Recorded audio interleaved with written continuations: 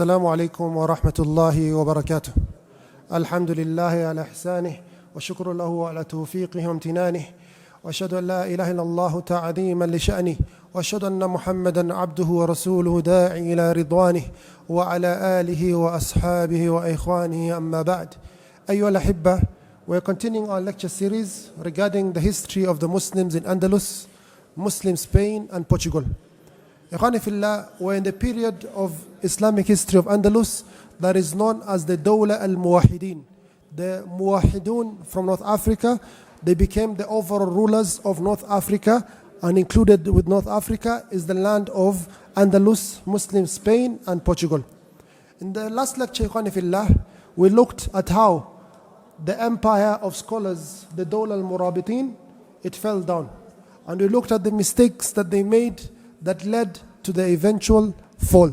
And these are some of the mistakes we should not repeat again in our history. Always learn from the predecessors so we do not make the same mistakes. We said that Muhammad ibn Tumirt al-Masmudi from the tribe of Masmuda, he started his revolution in the year 512 of the Hijri calendar. This man used to command good and forbid evil, but he was severely harsh. He was not upon the way of Prophet Muhammad sallallahu alaihi wasallam. He was very harsh and severe, so much so that some people will even hate the religion. If this is a religion, I don't want it. You know, sometimes you can be harsh, the person doesn't look at the message, they look at the messenger. And this is a mistake, ikhwani fillah. If someone, even a sheikh, has errors in how he talks, don't leave the message because of the bad manners of the person who's bringing that message. Understood? Because it harms you more than it benefits you. Someone comes and tells you in a bad manner that alcohol or mirah or smoking shisha or whatever is haram, he talks to you in a manner that displeases you. Then you continue taking shisha. Why? Because I didn't like his approach. I didn't like how he talked to me. No. The message is one thing and the messenger is a different thing. The messenger with his bad manners, treat his bad manners regarding that, but don't throw the message out because of the bad manners of the messenger. This man was very severe, ikhwani fillah. From his severity, sometimes they used to fight battles against the Murabitun and they gather war booty. And some of the Muwahidun look at that war booty, they want to distribute, as Allah subhanahu wa ta'ala has mentioned in the Quran. But he burns the entire war booty. All the gold, the silver, the animals, he burns it. Says, your hearts are attached to dunya. I'm going to teach you a lesson. Your hearts should not be attached to this dunya. He used to command the people that they have to be zahid, they have to be worshippers and live like travelers. They're not, this world is just a passing point. They should not live like they're going to live in this world forever. From amongst these things, if you miss Qiyamul Layl, any of you miss Qiyamul Layl, you are thoroughly beaten up. You are thoroughly punished for not praying the Qiyamul Layl. If you are late in the mosque, one rak'ah, the same with Murabitun, you miss Salah, one rak'ah in the mosque. There's nothing, you can't be late to the mosque. You should be there before the Imam and the Muaddin. So yes, it has its benefits of a good way, but sometimes it's a form of extremism. It can make people hate the religion more than love it. If it was beneficial, the Prophet Muhammad sallallahu alaihi wasallam would have applied it. Did the Prophet alayhi salatu wasallam used to beat people not for praying Qiyamul Layl? Did he used to beat them for coming late to the mosque, one rak'ah or two rak'ah? No. But he decided, because maybe of his ijtihad, that was his manner. So he continued revolting against the Murabitun, he and his deputy Abdul Mu'min ibn Ali, until he passed away in the year 524 of the Hijri calendar. He passed away in the year 524 of the Hijri calendar, where he still had those ideologies that are contrary to Islam. From his ideologies, he was claiming to be ma'asum, to be free of sin. He does not make any errors. And this is something he has taken from the Shi'as, definitely. The Shi'as, the Ithna Ashariyah, they have this ideology where the Imams, the so-called Ayatullahs, they do not make any mistake. They are error-free because they get direct contact from wherever they get the contact from. So they say they do not make any mistake. So he had this ideology. Number two, he had the ideology that he was the Mahdi. That he was the Mahdi. The Shi'as, they say there's the Mahdi Muntadar. There's a person we're waiting for. He is hidden in Samarra under the mosque for the last, I don't know how many centuries, Ibn Asakir. So he had this ideology. And also he had the ideology of making takfir on the Murabitun and making their blood halal as a result. This man, he died upon these ideologies, yet he was a worshipper of Allah, he was a scholar, but he has a lot of mixed ideologies. He passed away in the year 524 of the Hijri calendar. Thereafter, Abdul Mu'min ibn Ali took over the mantle of the Muwahidoon, still fighting against the Dawla al-Murabitin, the empire of scholars that was formed by Sheikh Abdullah ibn Yasin al-Jazuli. So he fights them until the year 541. He gains victory over the Murabitun when he enters the city of Marrakesh, that is in Morocco. This city was developed and built from the ground up by Yusuf ibn Tashafin, as we mentioned in the previous lectures. He enters the city of Marrakesh and he massacres any of the Murabitun he could find. In this revolution led by Muhammad ibn Tumurt and thereafter by Abdul Mu'min ibn Ali, over 80,000 Muslims lost their lives with this infighting. So Abdul Mu'min ibn Ali became the new leader of the Muslims. How do the scholars describe this man who became a leader in the year 541 of the Hijri calendar?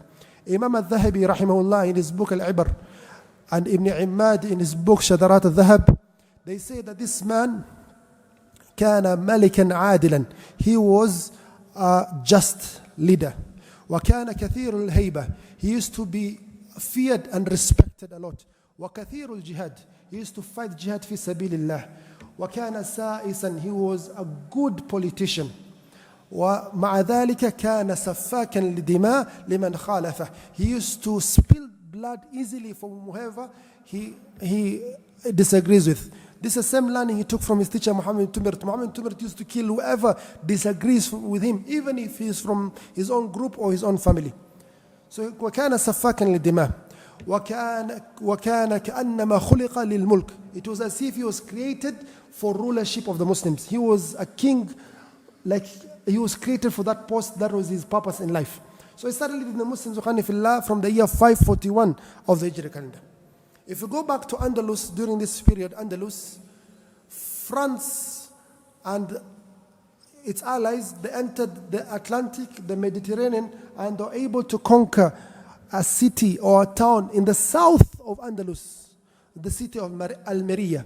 Almeria is all the way to the south. And they managed to conquer this port city or this Mediterranean city, and they massacred thousands and thousands of Muslims in the year 542 of the Hijri calendar. And they took 14,000 Muslim sisters as slaves, and to be sold over Europe and to be done with them as they please. So they took 14,000 Muslim ladies as slaves in the year 542 of the Hijri calendar, a great calamity. And this is because of the infighting that we had as Muslims. Infighting, civil wars with Muslims always brings more harm to us, and we're the ones who end up losing. If there's anything you've learned over the entire series, is keep away from these revolutions and this infighting. It causes more harm than benefit. Even if you have a just cause, the king has harmed you or has unjust, he has taken your property. You're going to fight your king over that property, you might end up losing all the properties of your neighbors, included with yours. You end up losing more. So in the year 542 of the Hijri calendar, we lost Almeria. And how do you lose a city that's far off? Because of France and the assistance, they were able to take Almeria. Also, in the year 543 of the Hijri calendar, they took over the city of Larda and Tartusha. That is in the northeast, in the state of Zaragoza. Took it, massacred Muslims, expelled Muslims. This period also, another new kingdom was spreading so fast, the kingdom of Portugal. From the south, east, west. This kingdom was the biggest, it became the biggest enemy of Islam at that period. Very hateful and very vengeful and very violent towards Muslims in all regard. So they became the greatest enemies of all. They even overtook Castile, they overtook France. The great enemies of the Muslims at the time became the kingdom of Portugal from the southwest. So they started massacring Muslims and expelling Muslims from wherever they could get. Also in this year, in the year 543 of the Hijri calendar, they managed to cross over from Europe and they took over Tunisia. Tunisia was taken all of it was taken away from the Muslims in the year 543 of the Hijri calendar. Also, again, a result of the infighting that we had as Muslims. It causes more harm. Meantime, Abdul Mu'min Ali, this man who was created for leadership, as mentioned by the scholars, he started applying and his policies on the land of Andalus, of North Africa. He was not focused on Andalus for the time being. Number one, he gave freedom of education. You can learn any form of fiqh, any form of aqidah, I don't mind. He was not as rigid as his teacher Muhammad Tumirt. So if you want to be Maliki, if you want to be Shafi'i, if you want to learn from the ilm of Ibn Hazm al-Andalusi, whatever you want to learn, freedom. So opened, as a result of that, he opened many madaris, many schools, he focused a lot on education. Number 3, if you want to be in the army, you have to also be educated. You can't only be a soldier, yet you are illiterate. You have to be a soldier and you have to be talib al-ilm, you have to be a student of knowledge. Number 4, Ikhwani Fillah, he opened colleges for political science, where you go learn how to be in leadership. And he trains them and he examines people by himself. Gives them case studies. What will you do in such a case if you're a politician? How will you solve such a problem as a politician? Such a thing happened in this year. How do you solve such a situation? So when you start applying case studies in your education, and this is how they do in Harvard and these major universities, you get case studies. You are given a situation. How will you react to such situation if you're on that day, in that particular day? So you try answering, then later on they tell you, the correct answer is this, we knew after a time period, X, Y, Z. So it's case studies. Then thereafter, he commands that every person in his army must be knowledgeable with all the aspects that are required of battle of war. Not only to fight on land, also you have to learn how to fight in water. So he makes an artificial lake and he has the Muslims train in this artificial lake on how to fight. So he makes a great army in the lands of North Africa. Also, he focuses a lot in the factory and in the industry of weapon making.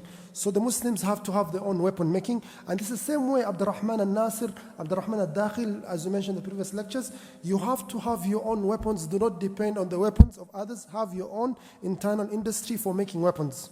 And he starts storing the weapons. And the Muslims, they gained a lot of strength because of the wisdom and the guidance of this man. In the year 543 of the Hijri calendar, one of the great scholars from Andalus, Ibn al-Arabi al-Maliki, he comes all the way from Andalus to Abdul Mu'min ibn Ali and he gives them the pledge of allegiance. He tells him, you are the ruler of North Africa and Andalus, come and save us in Andalus. We are going to lose Andalus anytime. For benefit, Ikhwani Fillah, in history there are 2 Ibn Arabis. There's Ibn al-Arabi al-Maliki, this one we're talking about, the author of Awasim fil Qawasim, one of the great scholars of the Malikiyah. And there's another one called Ibn Arabi, without alif and lam. The scholars remove the alif and lam. It's called Ibn Arabi. This man, Ikhwani Fillah, the scholars, most of them declare him to be a disbeliever, to be a kafir, because of his extremist ideologies, where he claimed that everything was God and God was everything. As Muslims, we believe Ar-Rahmanu ala al-Arsh istawa. Allah is upon his throne in a manner that befits him. Allah subhanahu wa ta'ala is not everywhere. But this man, Ibn Arabi, believed in something called Wahdatul Wujud, where everything is Allah. He claimed so many, especially his book Al-Futuhat al-Makkiyah, until he was declared kafir. So you have to know in history there's 2 Ibn Arabis. There's Ibn al-Arabi al-Maliki and there's Ibn Arabi al-Sufi al-Halik, hada al-Zindiq. Also this series, Ertugrul, I don't know why they play with history and the timelines do not match. If you watch the series Ertugrul, you find some old man with a white beard. They call him Ibn Arabi. This is this person of destruction. So this is one of the errors in that series of Ibn Arabi, of Ertugrul. It has many errors. You know, the problem in this series, if you're not thorough, they put a lot of their ideologies and their thinkings into those series. Like hijab issues, you find, is hijab really practiced in Ertugrul? You think in that period the Muslims are not wearing hijab. Or the issue of ikhtilat, people free mixing, then you think, the Muslims are free mixing based on this series. So do not take this series as the overall truth. The directors, the producers, the writers, they all put their spices in it or their way of thinking into it. So Ibn al-Arabi al-Maliki comes in the year 543 of the Hijri calendar and he gives the pledge of allegiance to this man, Abdul Mu'min ibn Ali, come and save us in the land of Andalus. So enters Andalus, Ikhwani Fillah, and he starts fighting his fellow Muslims so that he can bring all the land that the Muslims have in the dominion of the Islamic empire of the Muwahidoon. He fights them for 2 years until the year 545 of the Hijri calendar, where he gains victory and is the overruler of the entire of Andalus, the entire of North Africa, West Africa, Central Africa. Together, the year 545 of the Hijri calendar. In the year 552, this man, as the scholars say, كان كثير الجهاد. He was focused a lot on jihad. وكان يصوم الاثنين والخميس. He used to fast every Monday and Thursday. وكان يختم القرآن في كل جمعة. He used to complete the Quran every Jum'ah. Every Jum'ah means every week, every 7 days. If you're to complete the Quran every 7 days, it means every day you're reading how many juz? 4.5. تقريبا 4.5 type. So every day he used to do that. He used قواما وصواما. He used to be a person of قيام الليل and fast. He was a worshipper. وكان يجتنب لبس الحرير. He never used to wear silk like other leaders. He will wear coarse cloth, wool cloth. He will keep zahid. He'll keep away from the affairs of dunya, not focusing much on it, just focusing on the affairs of the state and his actions as a Muslim. But وكان سفاكا للدماء, used to kill a lot of people, either Muslims or from his own party. In the year 552 of the Hijri calendar, Ikhwani Fillah, he managed to reconquer the city of Almeria. In the year 555, he managed to conquer Tunisia. Thereafter, a short while, he managed to conquer Libya. Libya, Ikhwani Fillah, was never conquered by the Murabitun. It was never conquered by the Muwahidoon. Only this man conquered it. So he had everything the Murabitun had, plus the land of Libya. So the empire increased by the size of Libya. He passed away, Ikhwani Fillah, in the year 558 of the Hijri calendar, and he was one of the most powerful leaders during that period of history all over the world. After he passed away, his son, Yusuf Ibn Abdul Mu'min ibn Ali, became the leader of the Muslims at the age of 22, from the year 558 of the Hijri calendar to the year 580 of the Hijri calendar. And he was like his father. He does not take consultation, shura. Allah subhanahu wa ta'ala commands us in the Quran, وَشَاوِرْهُمْ فِي الْأَمْرِ. He says to the Prophet alayhi salatu salam, consult your fellow brothers when it comes to the affairs of the Muslims. The Prophet alayhi salatu salam is commanded by Allah to consult. وَأَمْرُهُمْ شُورَ بَيْنَهُمْ. Their affair when it comes to them is they consult. Prophet alayhi salatu salam, he asks Abu Bakr, what do we do with regards to these prisoners of war in Badr? Abu Bakr as-Siddiq radiallahu anhu, he says, they are our brothers, they are our family, let us ransom them. He asked Umar ibn Khattab radiallahu anhu, what do we do with these people we have captured in the battle of Badr? Umar ibn Khattab, he says, everyone should take their relative and execute them. So he's consulting. The Prophet ﷺ takes the opinion of Abu Bakr as-Siddiq radiallahu anhu. Then Allah subhanahu wa ta'ala reveals from the seventh heaven that the Prophet ﷺ made an error of judgment. Says that حَتَّى يُثْقِنَ فِي الْأَرْضِ. It was not proper for the Prophet ﷺ أَيَأْخُذَ الْأَسْرَى حَتَّى يُثْقِنَ فِي الْأَرْضِ. Until he spreads massacre on the earth, it was not proper for the Prophet ﷺ to take prisoners of war. But he was forgiven because he followed the correct way of consultation. So sometimes you can consult and you can make mistakes in your consultation. But we as Muslims, Ikhwani Fillah, we abide by what we have agreed as a shura. You're a group of Muslims, Ikhwani Fillah, you have a business. Then you agree 4 out of 5 that you want to expand this business in land X. You have refused that decision. But because it's consensus, you agree and it becomes all your decision. Whatever rewards or whatever risks come as a result, you're part of that decision. Also with the affairs of the Muslims, Ikhwani Fillah, sometimes people make mistakes and they say, I was not part of that decision, I didn't agree with that decision, and they run away from responsibility. No, if a committee or a group of Muslims or a consultation group has formed and the Muslims have agreed in consensus that we follow such a path, we do X and Y, then if errors come later, we do not know the future. And possibility of making mistakes are there. So always have that consultation with the probability of making mistakes. And if you make a mistake while you follow the correct path, Allah subhanahu wa ta'ala will give you 1 reward. And if you're correct after consultation, you get 2 rewards. It's ijtihad. So this man, the new leader, Yusuf ibn Abdul Mu'min ibn Ali, he was not one to consult, the same way as his father Abdul Mu'min ibn Ali, the same way as the founder of the Muwahidoon, Muhammad ibn Tumirt. Ikhwani fillah, he led the Muslims from the year 558 of the Hijri calendar to the year 580 of the Hijri calendar. And he used to fight a lot of jihad, and more so against the new kingdom of Portugal, because it was the foremost enemy against the Muslims. They were the people who hated Islam the most at that time, so he used to fight them a lot. In the year 580 of the Hijri calendar, because he's a person who is authoritarian, he doesn't take opinions, he does as he pleases and sees is correct. He was fighting one of the fortresses of the people of Portugal. He managed to kill 6 of the army, and he himself was stabbed and he died. الشهيد إن شاء الله نحسبه كذلك والله حسيبه, and he passed away in the year 580 of the Hijri calendar. Thereafter, إخواني في الله, his son is called Yaqub ibn Yusuf ibn Abdul ibn Ali. In history, it's called Yusuf. It's called Yaqub. His son is called Yusuf. So it's called Abu Yusuf Yaqub al-Mansur al-Muwahidi. I repeat the name.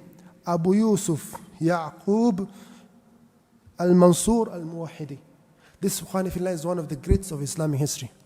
This man, he became the leader just faj'atan, suddenly, when the father died in Portugal in the year 580 of the Hijri calendar, and led the Muslims until 595 of the Hijri calendar. This is known as the golden age of the Muwahidoon, when this young man at the age of 25 started leading the Muslims. Ikhwani fillah. The scholars describe him with very excellent attributes, which we shall look at in the forthcoming lecture, inshallah, next week. And the great battle that he fought, the battle of Arak, that he gained victory over the kingdom of Castile. This is what we shall look at in our forthcoming lecture. Ikhwani fillah, also in this period, the year 580s onwards, the Muslims, they got 2 happinesses that we're going to mention more in the next lecture. The first happiness, Ikhwani fillah, in the year 583 of the Hijri calendar, one of the greats of Islamic history, Salahuddin al-Ayyubi, he won victory in the Battle of Hittin. Near in Palestine, he was victorious over the Crusaders in 583 of the Hijri calendar that led to the conquest of Al-Quds. So we shall look at this in the forthcoming lecture. وآخر دعوانا أن الحمد لله رب العالمين والسلام عليكم ورحمة الله وبركاته.